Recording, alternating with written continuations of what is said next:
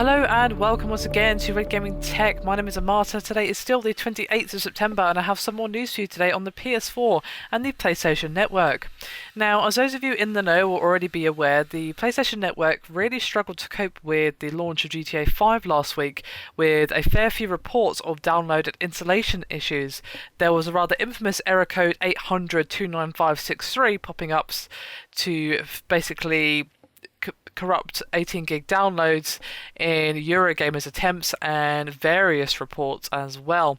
Now, according to the Digital Foundry, the PSN version, which is of course entirely played from the hard drive as opposed to utilising both the disk and hard drive disk as both the disk-based copies of the Xbox 360 and PS3 version do, it is the weakest in performance terms, with texture pop-in and just various lag issues compared to the disc release.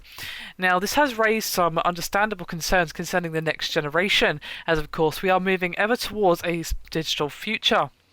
Now, Eurogamer did catch up with the PlayStation boss Fergal Gara at Eurogamer Expo this weekend, and he admitted that Sony could do better with regards to PSN, but did vow that PlayStation 4 gamers will not experience the same kind of issues seen with GTA 5 on the PS3.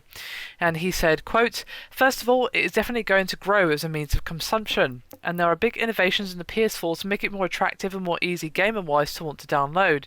The play-as-you-download functionality, for example, means you don't need the whole file before you go. This is a little bit counterbalanced by the fact that files themselves are getting bloody big. Killzone Shadowfall is an Uber file. I think it's cracking on for 50 gigabytes. It looks it too when you see it. Downloading games is still a relatively tedious process. We've done a lot of work on pre-delivering files. It's not perfect, it's not seamless." And he did actually suggest that Sony may be more rigorously testing digital versions of PlayStation games before they're released to help with any issues regarding the release, such as was seen with GTA 5. And he again said, quote, "The file version of the game versus the disc version of the game maybe needs to go through additional QA and additional testing. Some of the problems have occurred on older machines, which of course when you go into the next generation you at least get to reset and start again. Everything's the same age and new. That helps. But it's a major area of focus. It's a major area of investment. The network will perform better on multiple levels because it becomes not just a sales or gaming delivery, but increasingly a social network. So it's got to be a compelling experience on multiple levels. It's going to be for no lack of investment, for no lack of effort, and for no lack of intention that things might fall a bit short. But we're definitely moving in the right direction, and I'm confident we can step on and understand its importance."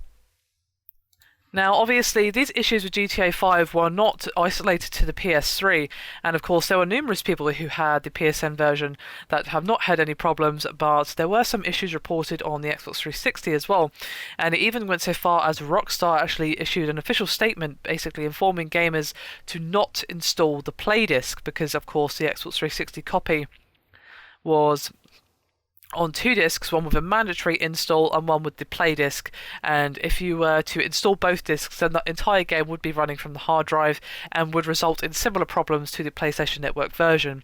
And of course a lot of trickery was involved from Rockstar to actually squeeze every last bit of juice out of both the Xbox 360 and PS3 to get such a monolith of a game as GTA 5 running on what is now of course outdated hardware for the next generation, not too far on the horizon.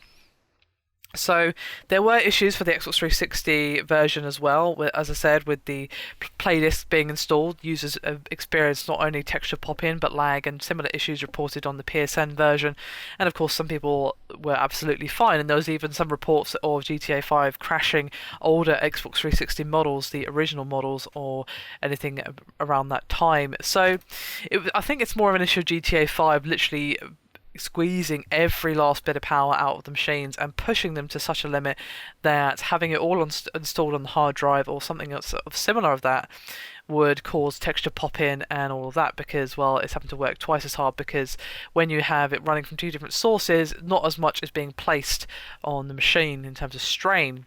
So hopefully the PlayStation Network will be improved for the PS4 release. Of course, we are moving ever more towards a digital future in terms of how we get our games.